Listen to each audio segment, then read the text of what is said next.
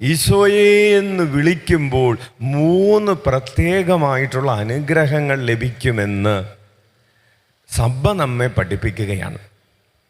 അതിലെ പ്രധാനപ്പെട്ട ഒന്നാമത്തെ അനുഗ്രഹം ഇങ്ങനെയാണ്: ഈശോയെ എന്ന് ഒരു പ്രാവശ്യം വിളിക്കുമ്പോൾ നമുക്ക് 300 ദിവസത്തെ ഇൻ്റലിജൻസസ്, അതായത് 300 ദിവസത്തെ ദണ്ഡവിമോചനം ലഭിക്കുന്നു എന്ന് പഠിപ്പിക്കുന്നു.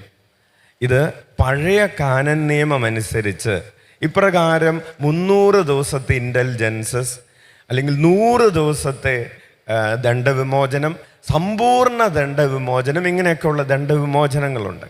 അപ്പോൾ ഒരു പ്രാവശ്യം ഈശോയെ എന്ന് വിളിക്കുമ്പോൾ ലഭിക്കുമെന്ന് വിശുദ്ധർ നമ്മെ പഠിപ്പിച്ചിട്ടുണ്ട്. ഹല്ലേലൂയ.